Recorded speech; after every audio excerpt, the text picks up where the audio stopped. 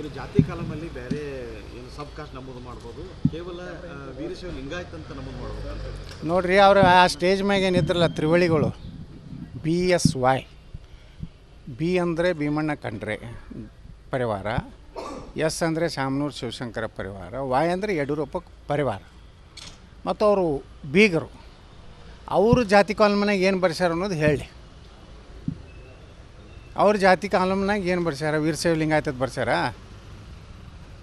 ಅದ್ರಾಗ ಫಲಾನುಭವಿಗಳು ಅದಾರ ಅವರು ಎಲ್ಲ ಏದಾಗೋದು. ಈಗ ನಮ್ಮ ಪಂಚಮಸಾಲಿಗಳಿಗೆ ಉಳ್ಕಿ ಜನಾಂಗದವ್ರಿಗೆ ನೀವು ವೀರಶೈವ ಲಿಂಗಾಯತರದ್ದು ಬರ್ಸತ್ರಿ, ನಮಗೆ ಹಿಂದುಳಿದ ಯಾವುದೇ ಫೆಸಿಲಿಟಿ ಸಿಗೋದಿಲ್ಲ.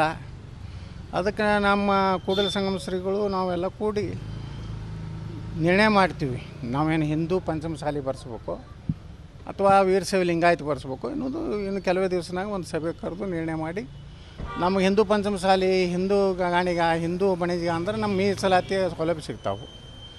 ಹಿಂದೂ ಕುಡಕಲಿಗ, ಹಿಂದೂ ರೆಡ್ಡಿ ಅಂದರೆ ಮೀಸಲಾತಿಯ ಸೌಲಭ್ಯ ಸಿಗ್ತಾವೆ.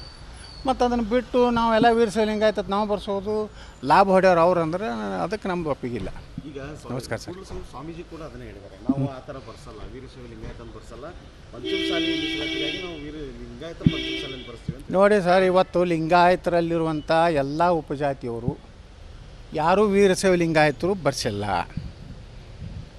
ಹೀಗಾಗಿ ವೀರಶೈವ ಲಿಂಗಾಯತರ ಸಂಖ್ಯೆ ಕಡಿಮೆ ಆಗಿದೆ ಮನ್ನಿ ಜಾತಿ ಗಣತಿ ಒಳಗೆ. ಕಾರಣ ಏನಂದರೆ ಅವರಿಗೆ, ನಾವು ಅವ್ರಿಗೆ ತಪ್ಪು ಅನ್ನೋದಿಲ್ಲ, ಆ ಸಮುದಾಯದ ಮಕ್ಕಳಿಗೆ ಇವತ್ತು ಶಿಕ್ಷಣದಲ್ಲಿ, ನೌಕರಿಯಲ್ಲಿ ಅವರಿಗೆ ಸೌಲಭ್ಯ ಸಿಗ್ತದೆ. ಮತ್ತು ಉಳಿದ ಲಿಂಗಾಯತರು ಯಾಕೆ ಬರೀ ಲಿಂಗಾಯತರದ್ದು ಬರ್ಸ್ಬೇಕು ಅನ್ನೋದು ಇವತ್ತು ನಮ್ಮ ಮೂಲ ಪ್ರಶ್ನೆ. ಇದು ಸರಿಯಲ್ಲ ಅಂತೀರಿ? ನಾವು ಅದನ್ನು ಚರ್ಚೆ ಮಾಡ್ತೀವಿ.